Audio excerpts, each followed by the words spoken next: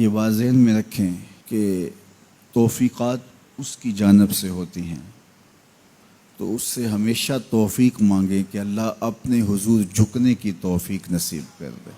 اس سے بڑا بدبخت نہیں ہے جو اللہ کے حضور جھکنا بھی نہیں جانتا۔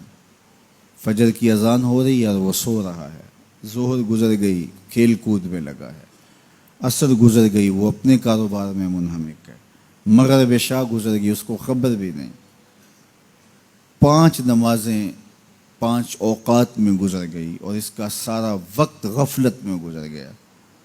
کیسے چین کی نیند آ گئی، کیسا مسلمان ہے، کیسا کلمہ گو ہے۔ اللہ کی حضور سجدہ ریزی کی سارا دن توفیق نصیب نہیں ہوئی، پھر اگلا دن بھی یوں گزر گیا، زندگیاں گزر جاتی ہیں، توفیق سجدہ نصیب نہیں ہوتی۔ اس شخص سے بڑا بدبخت کوئی نہیں جس کو اللہ کے حضور جھکنا نصیب نہیں ہوتا۔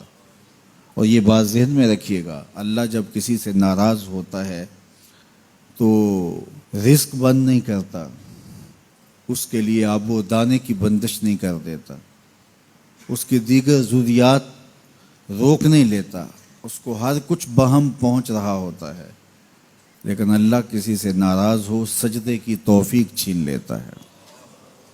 بندہ سمجھتا میں نماز نہیں پڑھتا، میاں تو کون ہے، تجھے توفیق سجدہ ہی نہیں دی جا رہی، تو نے اللہ کو ناراض کر لیا ہے، وہ تجھے اپنی چوکھٹ پہ بلاتا ہی نہیں، اپنی دہلیز پہ تمہیں حاضری کا اذن ہی نہیں دے رہا۔ تو اس سے معافی مانگو اور 5 گانا باجماعت نماز شعار زندگی بناؤ۔ اللہ کے محبوب علیہ السلام نے ارشاد فرمایا، حضرت انس رضی اللہ تعالی عنہ کی مرویات سے ہے، صحیح بخاری میں یہ حدیث موجود ہے کہ آقا کریم نے ارشاد فرمایا، ان احدکم اذا صلی ینادی ربہ، تم میں سے جب کوئی شخص نماز پڑھتا ہے تو وہ اپنے رب سے سرگوشیاں کر رہا ہوتا ہے۔ یہ اپنے رب سے ہم کلام ہونا ہے۔ حضرت سہل بن عبداللہ تستری کسی جنگل میں رہتے تھے، کچھ لوگ انہیں ملنے گئے تو کسی نے پوچھا واپسی پہ کہ حضرت یہاں تنہائی میں دن اور راتیں کیسے کاٹتے ہو؟ تو حضرت سہل نے کہا تمہیں کس نے کہا ہے میں تنہا رہتا ہوں؟ کہا کسی نے کیا کہنا تھا، ہم خود دیکھ رہے ہیں آپ تنہا ہیں۔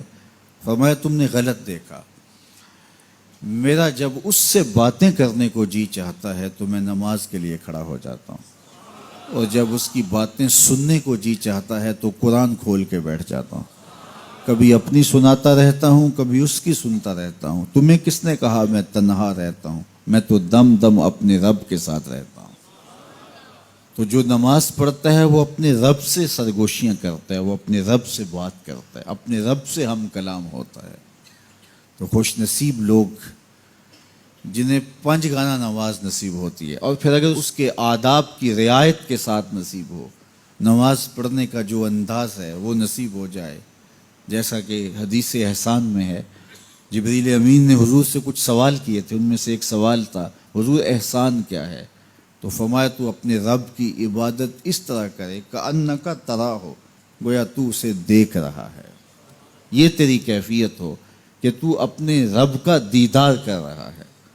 اللہ اکبر۔ حضرت سیدنا علی المرتضیٰ رضی اللہ تعالی عنہ سے کسی نے پوچھا کہ جس رب کی عبادت کرتے ہو کبھی اس کو دیکھا بھی ہے، کبھی اس کیفیت سے بھی گزرے ہو؟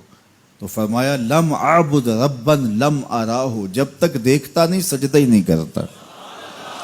تو اپنے رب کی عبادت ایسے کرو کہ تم گویا اسے دیکھ رہے، اور اگر یہ کیفیت تمہاری پیدا نہیں ہوتی تو کم از کم اس کیفیت میں آؤ کہ تمہارا رب تمہیں دیکھ رہا ہے۔ اور یہ تصور بھی کون سا کم ہے کہ میرا مالک مجھے محبت کی نگاہ سے دیکھ رہا ہے، اس تصور میں سرشاری طاری ہو جاتی ہے کہ میرا مالک مجھے دیکھ رہا ہے۔ تو وہ انتہائی کیفیت ہے کہ اپنے رب کی عبادت اس طرح کرو کہ گویا تم اسے دیکھ رہے ہو، اور اگر وہ کیفیت طاری نہیں ہوتی تو اس کیفیت میں ڈوب جاؤ کہ وہ تمہیں دیکھ رہا ہے۔ اگر یہ کیفیت بھی نصیب ہو جائے تو نماز کی لذت نصیب ہو جائے، نماز کا سرور نصیب ہو جائے، نماز کا حظ پیدا ہو جائے۔